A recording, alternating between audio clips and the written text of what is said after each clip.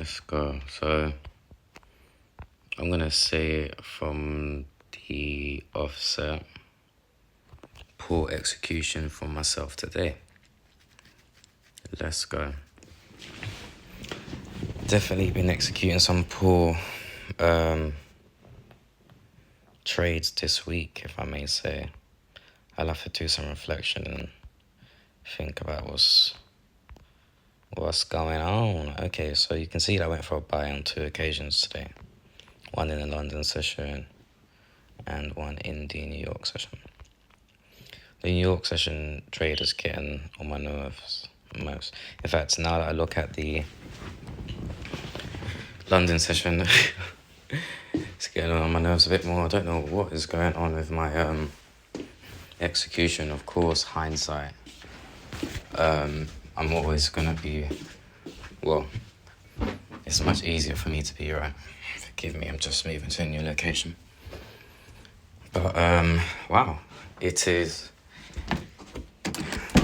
clear as day for now. I can understand what I was doing. Strict algorithmic entries from myself today. But the thing is, if you look at Asia is shaded in the grey area. You can see that price is at the bottom, so therefore it's at a discount, so therefore we should be going for a buy.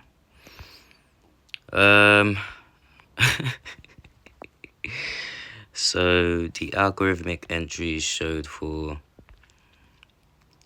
a short.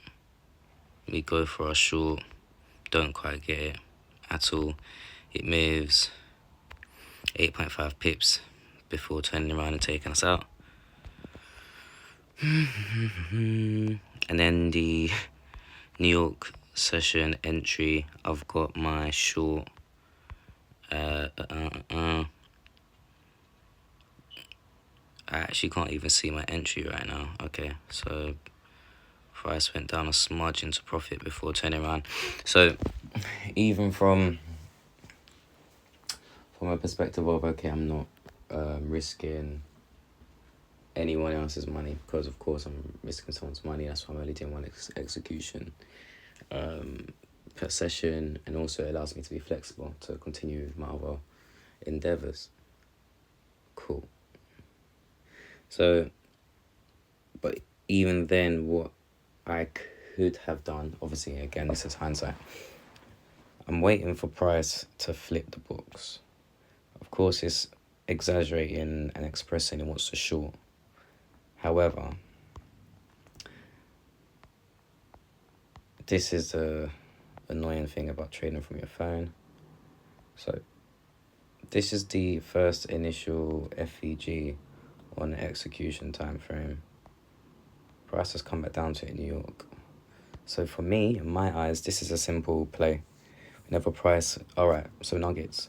Whenever price does dip back down to the first issued FEG, it's gonna use it as a base and then ping off it. So here I can see, so now that I've extended that FEG, here I can see price dips into the FEG, wicks. After 3 wicks, I expect a reversal. Comes back in, dips into it again, turns around, and we've got our entry for us for our buy. For me, to be honest, this is textbook. So with hindsight, well, evaluation.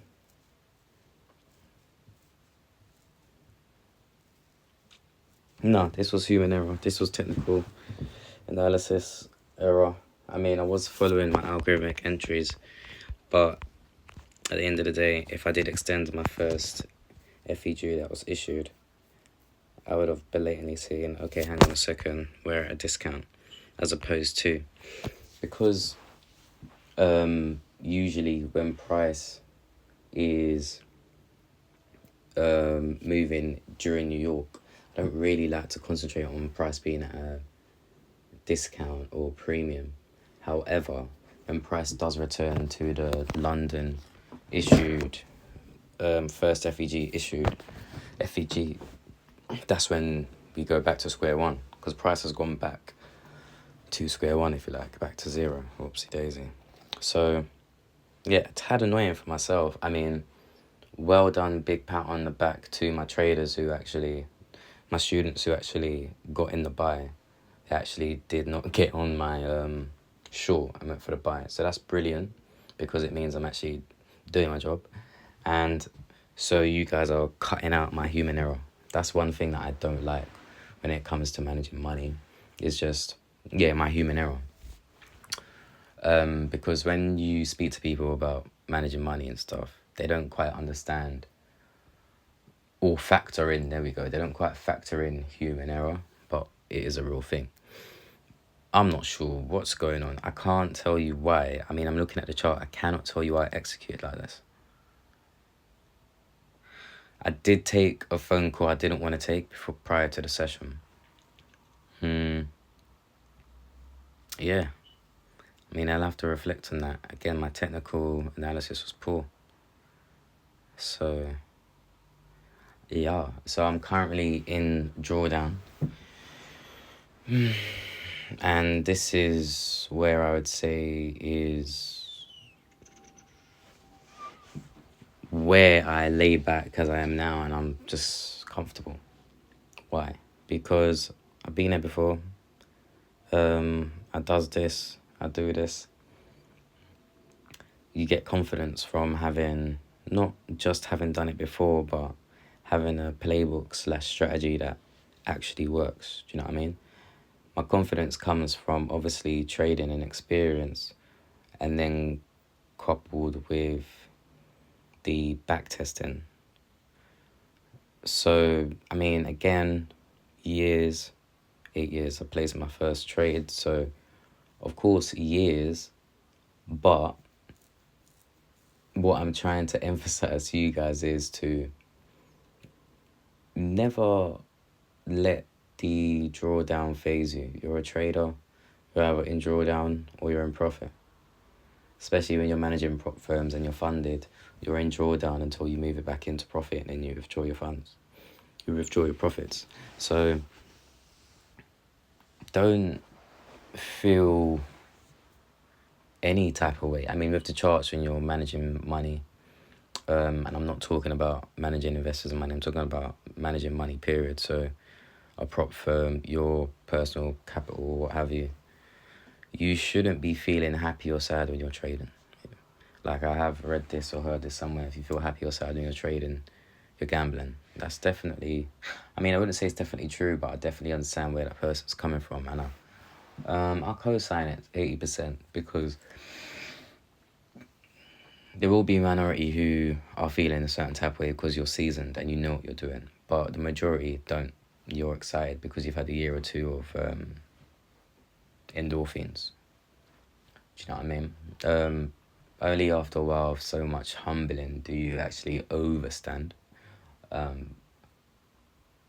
how the chart's actually moving, because you've been through certain crises, whether the chart's moving well for your strategy or not. Do you know what I mean? All of these things will come into play, and then you just start to cool off. Like a lot of traders say, in fact, Kimmel Trading emphasizes a lot to have another job when you're trading, which I also do emphasize.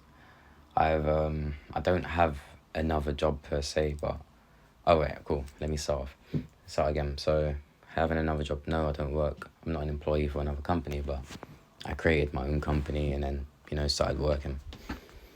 Of course, the job isn't my primary income, so I do make my few shekels, but the whole point is, for example, I've taken 2 losses today, and I know I could have. I mean, how many pips did I leave on the table?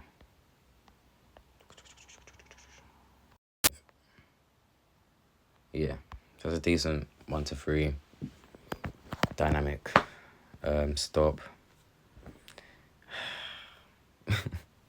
1 to 8. Sorry, 1 to 6. So, but at the same time, because I've got something else to do, to occupy my brain capacity, or with regards to attention, that is the best way. 100%, because I could be dwelling on the chart, I could be wanting to get back in, I could be doing the madness, just trying to figure something out that doesn't need to be figured out. It is already figured out because I've done my numbers, so therefore I'm okay. Does that make sense? And even if you do fail a prop firm, don't worry about it. Most traders, most of the best of them, you like to do the braggadocio stuff on YouTube or buy 10 prop firms.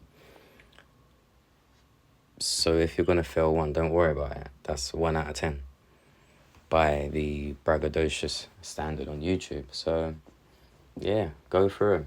Hence why some people say go aggressive for your evaluation and then defensive for your funding, which is what I like to do. But I'd only, I'm going to be careful with my words. Okay. I would only encourage that once you understand that you could lose the money or you could make the money. A lot of people are very sentimental and are attached to a prop challenge. Once you stop doing that, you'll be able to accelerate through these prop challenges, therefore getting paid sooner. Because we're never certain as to which prop firm is going to pay out. So therefore, we need to get through them. A lot of people are spending so much time, like a month or two, on these challenges. And don't get me wrong, I've been there. When I first started trying to pass one, one of the boys that I managed spoke to me about prop firms and what have you. Oh, one of my clients. Cool. That's cool. And so he mentioned to me, oh yeah, get on the prop firm, Googled it, whatever, boom, FTMO. And yeah, I just treated it like my personal account, innit? Small 1-2% scratches, boom, boom, boom, boom. And it was taking donkeys, it was taking forever. Far longer than I was prepared. Because when I was trading my money, I could just withdraw it from my broker, and then, that's it. Boom. I get paid quickly. Boom, boom. So, compared to the prop, that isn't the case. You can trade it a bit. You can be in profit, but still can't withdraw funds because you've got hit targets and stuff like that. So, with regards to prop firms, compared to your money, it's a different approach, and you should be aware of that, mindful of it. Don't beat yourself up if you fail a prop firm. Yeah, that's the whole point anyway. I do need to shoot off. Students, thank you for your time.